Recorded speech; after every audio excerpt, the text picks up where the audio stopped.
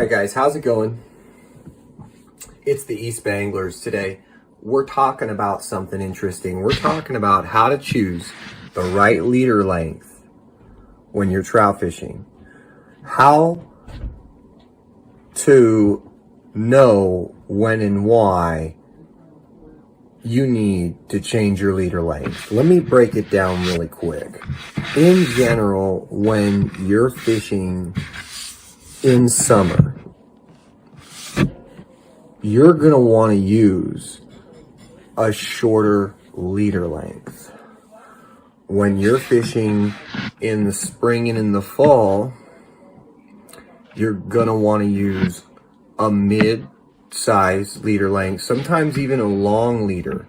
And we'll talk about that in a minute. And in the winter, in the winter time, you're going to want to go real short. You're going to want that really close to the bottom. Sometimes you're going to want it on the bottom. So today we're talking about leader length because leader length is absolutely key. Let's talk about water column.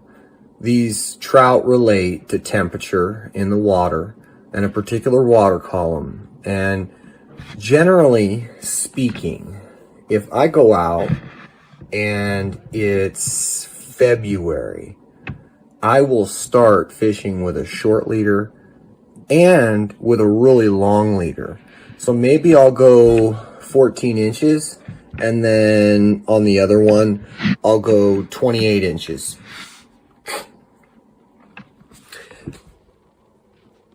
I'm going to figure out really quick the water column that these fish are actively feeding in. And I know it kind of sounds like, what are you talking about? Well, generally, it's crazy, but these fish, trout that is, have a tendency to not take the bait if the leader length is not just right. It has a lot to do with this water column I'm talking about and this temperature. And I don't know as to the nature of why. I just know that those trout are extremely sensitive, and literally the only thing you could be doing wrong, the only difference between you catching a limit and not getting a single bite, could be something as simple as not having the right leader length. You could have the right everything. So let's talk about how long can your leader be. Your leader can be as long as 5 feet. I generally don't go with much bigger, leaders than the 3.5, roughly 3.5 feet. A lot of 3-foot leaders, a lot of 2.5-foot leaders. I fish those a lot. But then at the same time, I've gone all the way down to as short as 6-inch leaders for, floating power bait and such. So right now, that's kind of what we're talking about is, power bait or something like a worm that you're floating, trying to get those fish to react.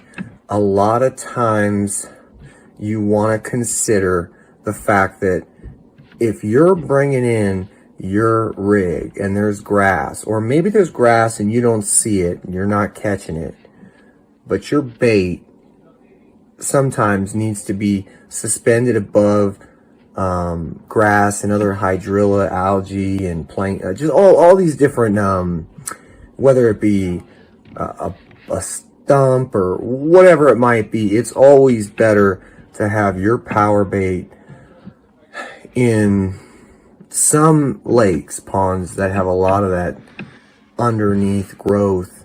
It's better to go with a longer leader. Okay, so one of my favorite things about, leaders, and it doesn't matter whether you're trout fishing or bass fishing or doing any kind of fishing, freshwater or saltwater, your leader length is so important.